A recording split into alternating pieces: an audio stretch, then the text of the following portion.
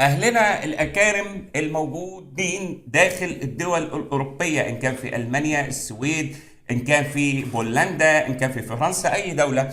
أحذركم للمرة الأخيرة، وحضراتكم أكيد سمعتم كلامي في الفيديوهات السابقة لما حذرت أن المشروع في أوروبا والخلاف الأمريكي الأوروبي يتصاعد كل يوم مع يوم.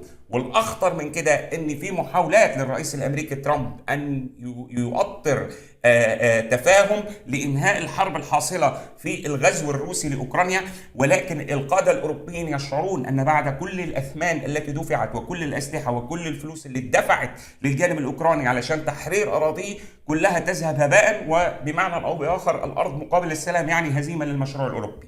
في هذا الصدد ممكن يعني نشوف أن عمر المعركة يطول حتى لو حصلت هدنات أو نوع من أنواع التفاهمات، ولكن الأخطر من كده اللي يهمني إحنا كعرب ندعو للسلام ونريد السلام ولا نريد أن نشترك في أي معارك ولا ندعو إليها.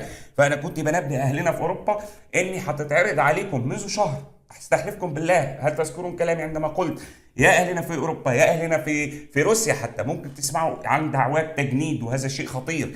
فانتبهوا أرجوكم. منذ 3 أيام أو 4 أيام بالضبط، حكومة المملكة الأردنية الهاشمية وعلى رأس سلطة القوى الأمن الداخلي، وزير الداخلية وزير الخارجية، نعوا أحد الشبان الأردنيين في موسكو بعد أن استطاعت روسيا تجنيده في الحرب على أوكرانيا. وبهذا الصدد ما هو الثمن؟ يعني الروس دلوقتي يستغلون حاجة الناس بطريقة أو بأخرى للسفر من منطقتنا العربية كونها ملتهبة الآن.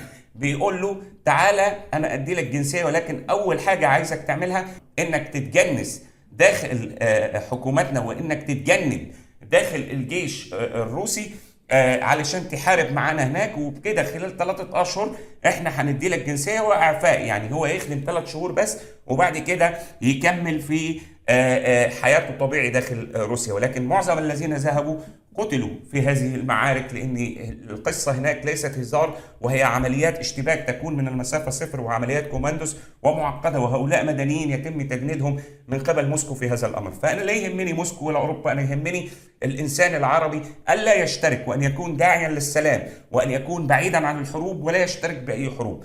فأتمنى من الأهالي يخلوا بالهم من عيالهم، خصوصا في منطقتنا العربية، من إنه فجأة يسافر، فجأة يقول لك جاتني منحة، فجأة يقول لك كذا. يعني ممكن تشوف دول بتفتح منح تحت عناوين دراسية في روسيا في أوروبا، ويقول لك بعد كده لما يصلوا إلى هناك تعرض عليهم هذه العروض، وهؤلاء يخرجون في سن صغيرة، فيقول لك أنا هأجل باسبوره كلها 3 شهور، ويلاقي نفسه يا عيني دخل في مشكلة كبيرة مش هيعرف يخرج منها، هذا لو بقي حي.